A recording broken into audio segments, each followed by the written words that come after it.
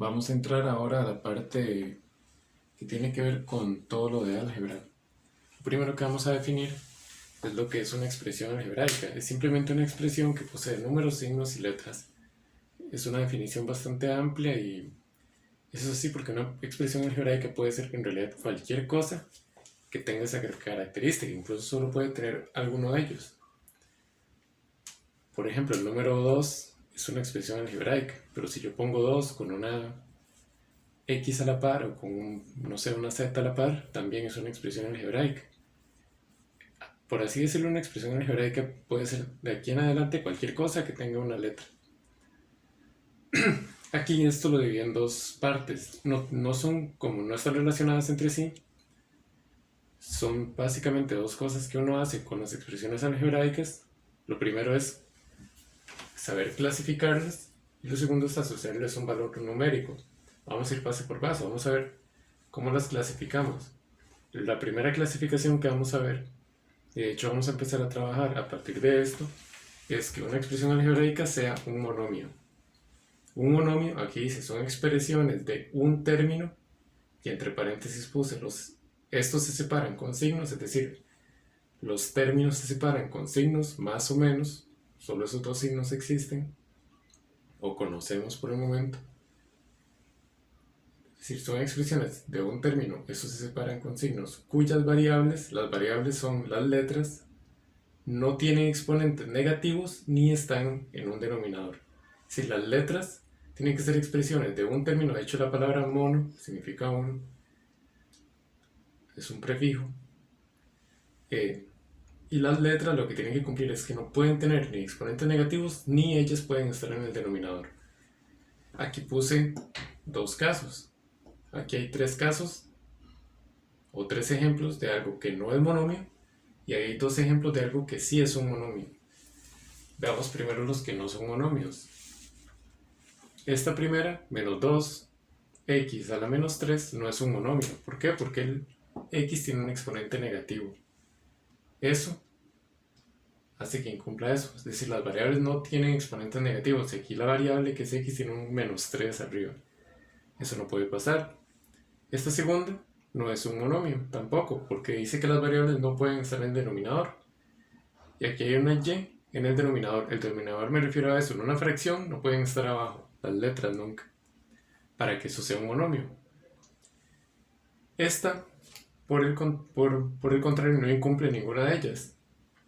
Es decir, aquí la variable tiene un exponente que es 2, no hay ninguna letra, es 2 positivo, no hay ninguna letra en ningún denominador. Pero ¿por qué no es un monomio? Porque los monomios son expresiones de un término. Y aquí hay tres términos. Están separados por más, cada uno de ellos. ¿Ven? Así diferencian los términos. Están separados por signos. 2x a la 2 es un término, 3x es otro y 1 es un término. Cada uno de ellos por separado es un monomio, porque no incumple ninguna de las reglas, pero al estar juntos, unidos por más o menos, alguno de los dos, eso lo convierte más bien en algo de tres términos. Aquí, siguiendo con eso, dos ejemplos de cosas que sí son monomios. 34, ¿por qué? Porque no incumple. Las variables no tienen exponente negativo ni está en el denominador, ni siquiera tiene variables. 34 por sí solo es un monomio. Y 5, x a la 2, ¿por qué? Porque tampoco cumple eso. O sea, lo único que uno tiene que fijarse para darse cuenta que algo sea un monomio es que sea una sola cosa junta, no separada por más y menos, y no pueden haber exponentes negativos ni la letra puede estar en el denominador. En ese sentido es sencillo, casi siempre en el examen viene una pregunta de determinar que algo sea un monomio y lo que uno tiene que saber es eso. O sea que no puede tener ninguna de esas tres formas. Ahora, esto de los monomios vamos a dejarlo por un momento porque nos va a servir para todo lo que viene, pero vamos a ver algo que se llama valor numérico, que es el valor numérico de una expresión algebraica.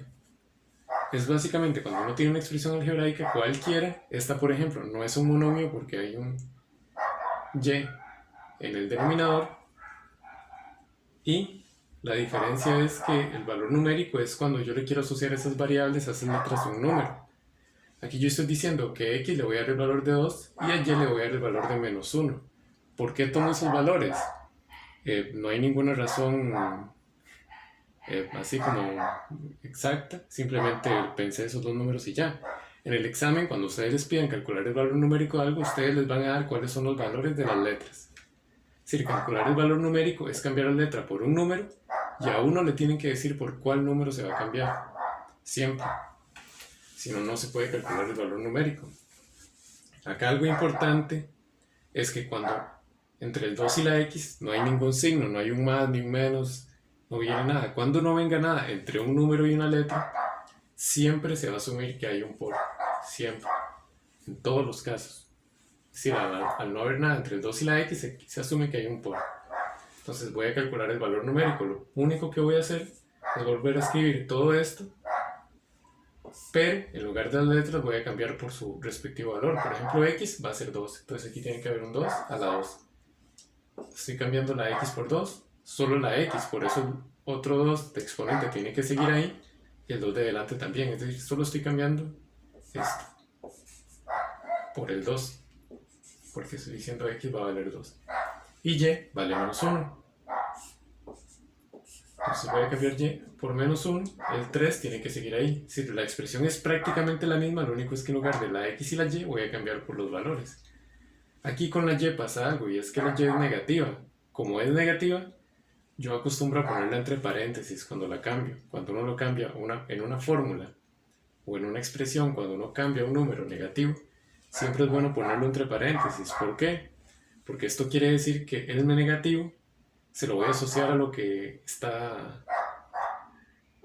lo está afectando, no a otro número. Por ejemplo, aquí y es menos 1. Y menos 1, digamos, y está elevado a la 3, entonces menos 1 tiene que estar elevado a la 3, con todo y el menos. Si yo no pongo el menos fuera del paréntesis, podría asumir que el menos no está siendo afectado por la potencia, y eso sería falso.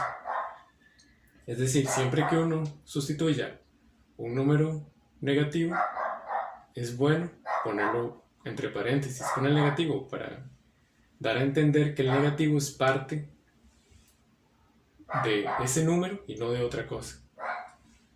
Ahora, esto es una operación combinada. Lo primero que conviene hacer siempre son las potencias. Aquí, por ejemplo, menos 2 puede seguir ahí igual, adelante.